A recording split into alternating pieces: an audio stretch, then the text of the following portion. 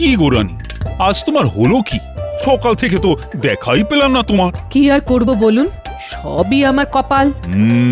তোমার গলা শুনে তো মনে হচ্ছে মন মেজাজ খুব একটা ভালো নেই। তার ভালো কি করে থাকবে? বলা নেই কওয়া নেই, রান্নার লোক, কাজের দাসী সকলে ছুটি নিয়ে বসে আছে। সে কি গো, তাহলে রান্না বান্না, ঘরের কাজ সবই একলা হাতে আমাকেই সামলাতে হচ্ছে। হ্যাঁ, তার মানে রান্না করবে তুমি, বাসন মাজবে তুমি, ঘর পরিষ্কারও তোমাকেই করতে হবে? এছাড়ার উপায় কি বলুন, কারণ সংসারটা যে আমার। না না না না না, এই খুব অন্যায়। এতগুলো লোকের একসাথে ছুটি নেওয়াটা সত্যি খুব অন্যায়। শোনো শোনো, ছুটি শেষ হবার পর কাজ করতে এলে সব কটাকে একসাথে ছাড়িয়ে দাও। বাহ বাহ বাহ, ভারী অদ্ভুত কথা বললেন তো আপনি। সব কটাকে একসঙ্গে ছাড়িয়ে দেব না? তা সব কটাকে একসাথে ছাড়িয়ে দিলে মনের মতো লোক আবার কোথা থেকে জোগাড় করতে পারবেন? আর লোক না পাওয়া গেলে তো দিনের পর দিন সব কাজ আমাকেই করে মরতে হবে, তাই তো? হ্যাঁ, সেটাও একটা সমস্যা বটে। আচ্ছা রানী, এই ঝঞ্ঝাটের হাত থেকে কি করে রেহাই পাওয়া যায় বলো তো? আমি আবার কি বলবো? আপনিই রাজা, আপনি ভেবে চিনতে একটা উপায় বের করুন। ঠিক আছে ঠিক আছে, আজই রাজসভায় গিয়ে সকলের সঙ্গে আলোচনা করে দেখছি।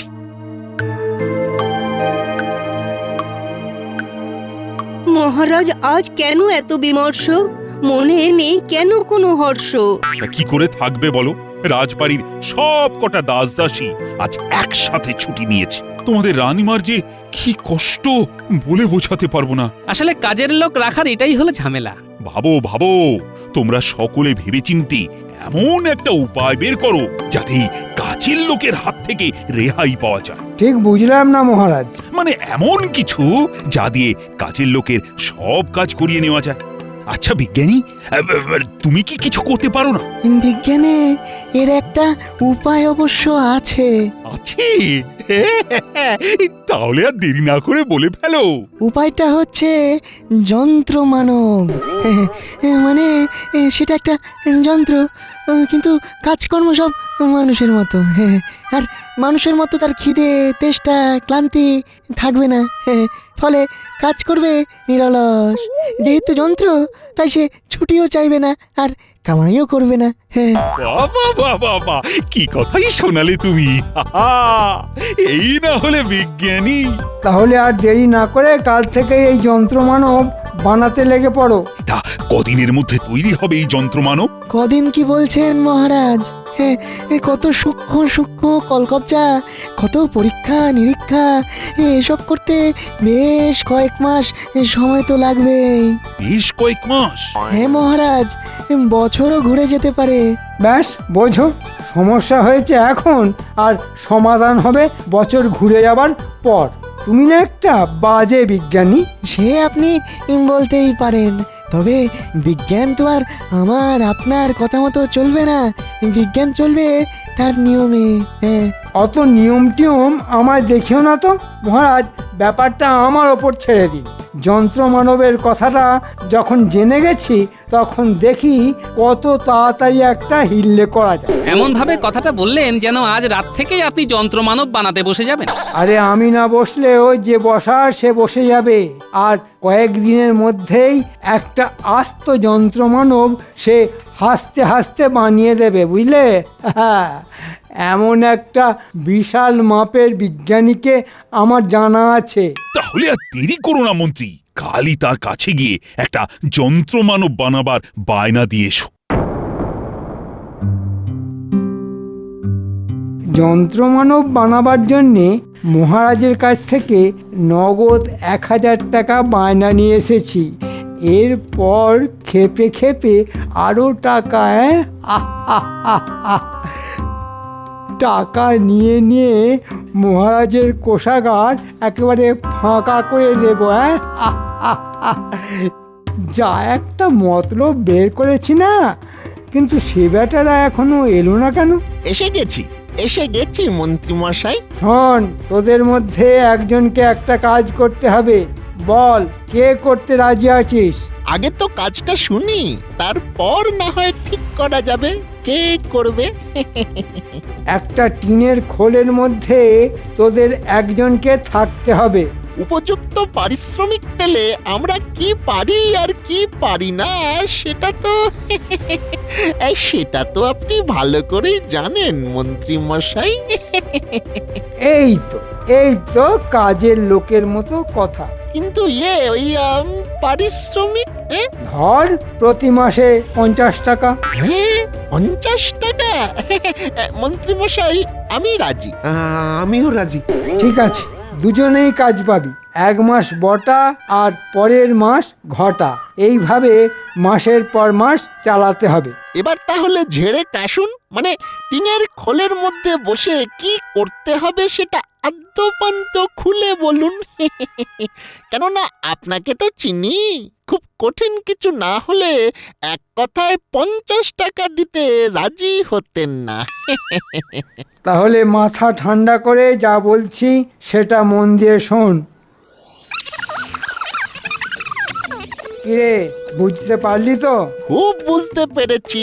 একটা টিনের খোলের মধ্যে ঢুকে যন্ত্রমানব সেজে রাজবাড়ির সব কাজ করে দিতে হবে। কিন্তু মন্ত্রী মশাই, রাজবাড়ির সব কাজ মানে তো অনেক কাজ। এই জন্যেই তো মাসে মাসে 50 টাকা করে পাবি। কিন্তু খাবো কি, শোবো কোথায়? তুই যদি প্রথম মাসে কাজ করিস তাহলে রাতের বেলা সকলে ঘুমিয়ে পড়লে ঘটা গোপনে তোকে খাবার দিয়ে আসবে, আর তারপর যেখানে পারিস সেখানে একটু ঘুমিয়ে নিবি। কিন্তু খাবার পৌঁছে দেবার জন্য আমি কত পাবো? সেটা পাও না চিন্তা। ঠিক আছে, এর জন্যে তুই মাসে 5 টাকা করে পাবি। যন্ত্রমানব বানিয়ে নিয়ে আসবে বলে মহারাজকে ভুজুং দিয়ে মন্ত্রীমশাই তো 1000 টাকা নিয়ে চলে গেল। আচ্ছা, এই অল্প সময়ের মধ্যে বানিয়ে আনবে কি করে? আমাদের বিজ্ঞানী যেখানে অত সময় চাইল, সেখানে ভূভারতে এমন কোনো বৈজ্ঞানিক আছে যে মাত্র কদিনের মধ্যেই যন্ত্রমানব বানিয়ে দেবে? না, ব্যাপারটার মধ্যে কেমন যেন একটা গোলমালের গন্ধ পাচ্ছি। কাল সকালেই একবার বিজ্ঞানীর কাছে যেতে হবে। বলি রাত কত হলো, খেয়াল আছে নাকি? বলি এবার ঘুমোতে হবে নাকি? ও হ্যাঁ হ্যাঁ, যাচ্ছি যাচ্ছি।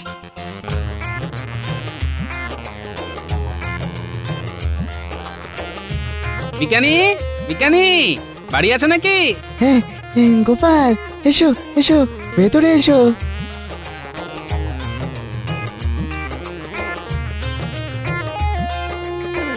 আচ্ছা বিজ্ঞানী, এমন কোনো বিজ্ঞানীকে জানো কি যে কদিনের মধ্যেই যন্ত্রমানবের মতো একটা জটিল জিনিস বানিয়ে দিতে পারে? হ্যাঁ, সেটাই তো একটা মস্ত বড় ধাঁধা।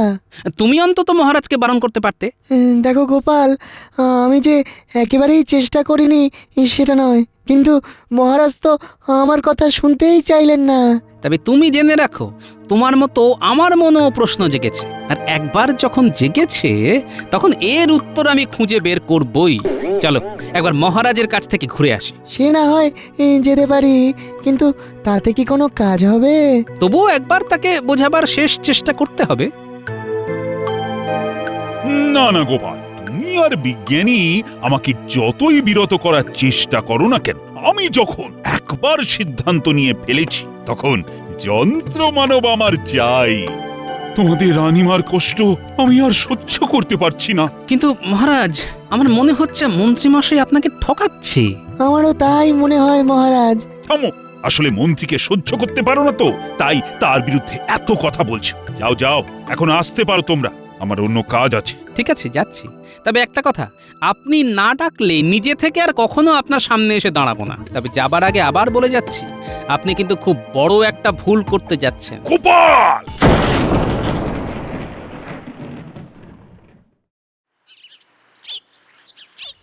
এই নিন মহারাজ আপনার যন্ত্রমানব। বাহ বাহ বাহ, কি সুন্দর দেখতে, কি সুন্দর রূপুলি গায়ের রং। এই দৌড়ে গিয়ে রানীমাকে খবরটা দে। এই তোরা ধরাধরি করে একে গরুর গাড়ি থেকে নামা। তার দরকার নেই, আমি নিজেই নামতে পারবো। বাহ বাহ বাহ, এ আবার কথা বলতেও পারে। দেখলে, হতভাগাকে পই পই করে বলে দিয়েছিলাম যে তুই যন্ত্র, শুধু যন্ত্রের মতো কাজ করে যাবি। মুখে কোনো কথা বলবি না, তবুও হতচ্ছাড়া পাকামি করে খোনা গলায় কথা বলতে শুরু করে দিল। আসলে এ খুব উঁচু জাতের যন্ত্রমানব তো, তাই কথাও বলতে পারে। ভালো ভালো ভালো, খুব ভালো। তা যন্ত্রমানব, কি নাম তোমার? আগে আমার কোনো নাম নেই, আপনি যে নামে ডাকবেন সেটাই আমার নাম হবে। তাহলে আমি তোকে ঘূর্ণি বলে ডাকবো। আসলে ঘূর্ণির মতো তো কাজ করতে হবে তোকে। চিন্তা নেই, সব কাজ হয়ে যাবে। দেখো দেখো রানী, তোমার মুশকিল আসান এসে গেছে। আর কাজের লোকের জন্য কোনো চিন্তা করতে হবে না। প্রণাম রানীমা। বাবা, আমায় চিনল কি করে? আসলে খুব উঁচু জাতের যন্ত্র মানব তো, তাই চিনতে পারলাম। রানীমা, কি কাজ আছে দেখিয়ে দেবেন চলুন। মাজা ঘষা, রান্না বান্না, ভাঙা চোরা, সব কাজেই আমি সমান দক্ষ। হ্যাঁ হ্যাঁ, আয় আয় তাহলে আমার সঙ্গে আয়। আমার নাম কিন্তু ঘূর্ণি। মহারাজ দিয়েছেন। তাই নাকি? মহারাজ, একে তাহলে ভেতরে নিয়ে গিয়ে সব কাজকর্ম বুঝিয়ে দিচ্ছি। মহারাজ, তাহলে আমার মানে ওই বিজ্ঞানীর বাকি টাকাটা? আর কত দিতে হবে? চেয়েছিল তো অনেক, হাতে পায়ে ধরে 6,000-এ রাজি করিয়েছি। আগে দিয়েছিলেন 1,000, তাই বাকি রইল 5। ঠিক আছে ঠিক আছে, সঙ্গে এসে নিয়েছো। হ্যাঁ, আহা আহা, কি আনন্দ! টিনের খোল তৈরি করতে লেগেছে 100, আর বটাকে মাসে মাসে টাকা দেবে না ঘন্টা দেবে? বেটাদের এমন ফাঁদে ফেলেছি না, না পারবে গিলতে আর না পারবে ওগরাতে।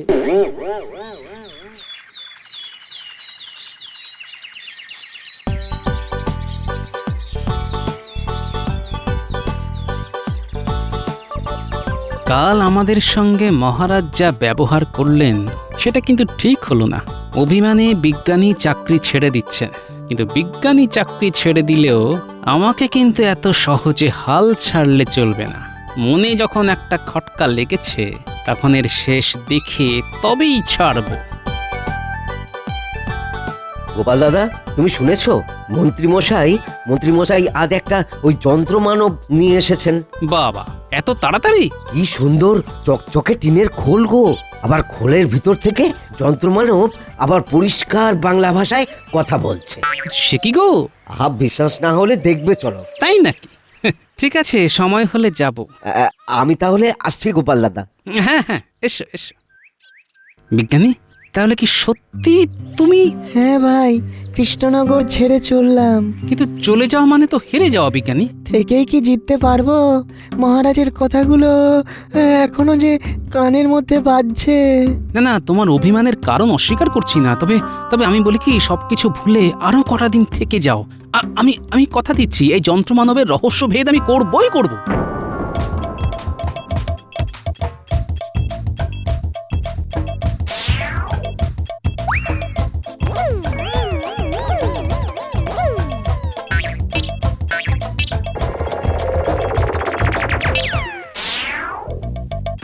বাবা, কি বড় বড় রসগোল্লা! মনে হয় খুব সুন্দর খেতে, কিন্তু একটা যে খাবো সেটারও উপায় নেই। রানীমা গুনে গুনে 4টে দিয়ে গেছে, খেয়ে ফেললেই তো ধরা পড়ে যাব। ঠিক আছে, রসগোল্লা খেতে না পারলেও খানিকটা রস তো চুষে মেরে দিই।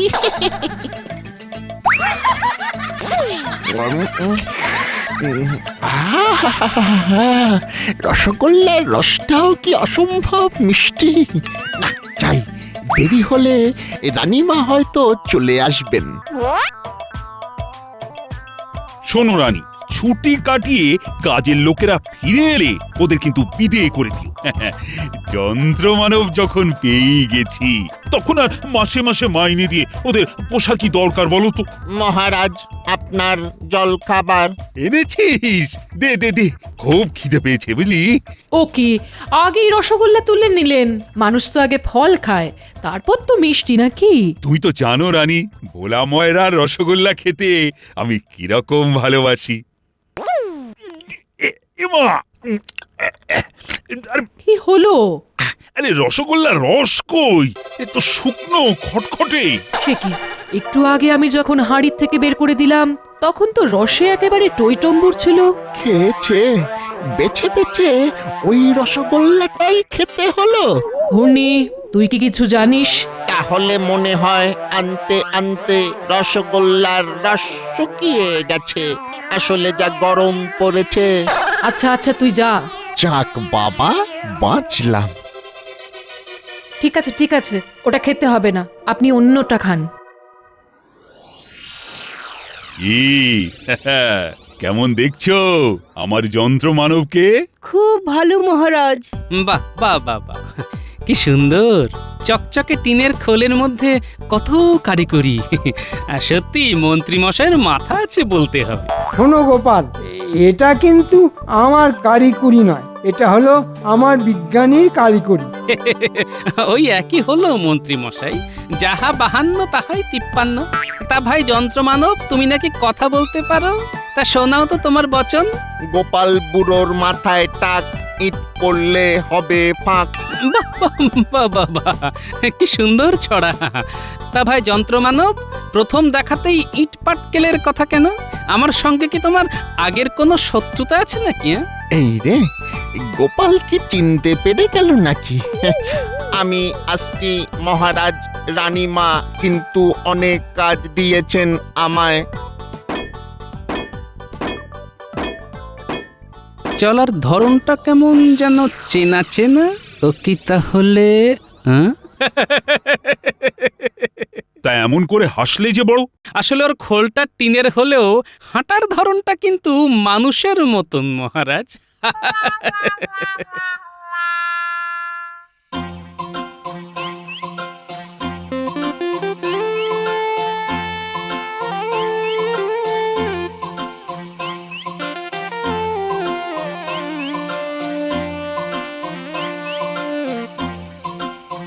এত রাতে হাতে কৌটো নিয়ে এটা কে যাচ্ছে? না, ব্যাপারটা যে দেখতে হচ্ছে। ও, এ তো ঘটা, কিন্তু একা কেন? ওর জুড়ি আরেক মূর্তিমান কোথায়?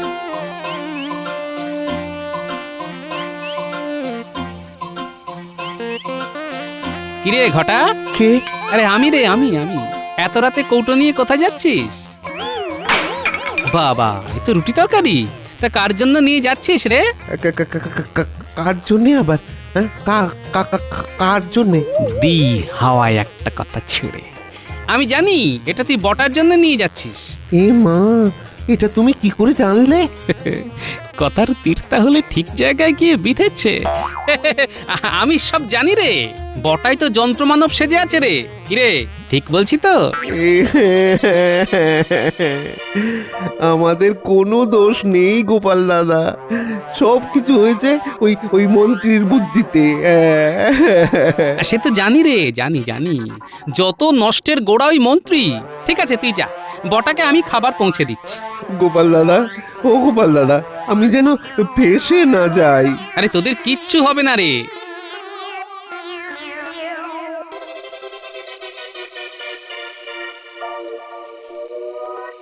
ধুর ছাই, ভালো লাগে না। মাসে 50 টাকার জন্যে মন্ত্রীর কথায় নেচে কি যে ঝকমারিতে পড়লাম। সারাদিন কি খাটনি রে, কি খাটনি। তার উপর সারাদিন পেটে কিচ্ছু নেই। ঘটা যে কখন খাবার নিয়ে আসবে। এনেছিস? দে দে, যা খিদে পেয়েছে না। হ্যাঁ রে, এত দেরি করলি কেন? তোকে কিন্তু যন্ত্রমানব হিসেবে দারুণ মানিয়েছে রে। কে? আরে আমি রে, আমি তোদের গোপাল দাদা। গোপাল দাদা, আমাকে বাঁচা, সত্যি বলছি, আমার কোনো দোষ নেই। ওই মন্ত্রীর কথায়। আরে আস্তে আস্তে, এত জোরে কথা বললে সকলের ঘুম ভেঙে যাবে যে। বুঝলি বটা, যন্ত্রমানব সেজে মহারাজকে ঠকাবার শাস্তি মনে হয় সারা জীবন হাজতবাস। তবে তুই যদি আমার কথা মতো কাজ করিস, তাহলে তোর শাস্তি যাতে কম হয়, আমি অন্তত সেই চেষ্টাটা করতে পারি। যা বলবে তাই করব।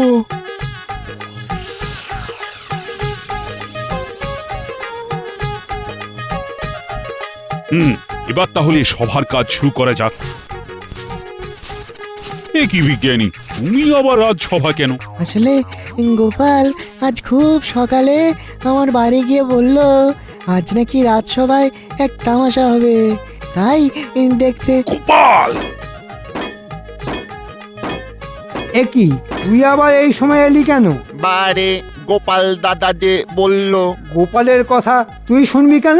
তোকে কে তৈরি করে এনেছে? আমি। আর কে টাকা খরচ করেছে? মহারাজ। আর তুই বেয়াদব গোপালের কথা শুনছিস? হ্যাঁ, এ কি, তুই আমায় মারলি?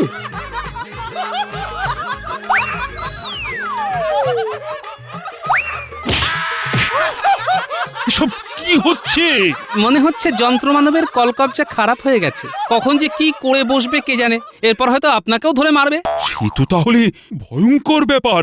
এই কি করা যায় এখন? শুনুন মহারাজ, এর সারা শরীরে পাথর বেঁধে জলে ফেলে দিন মহারাজ।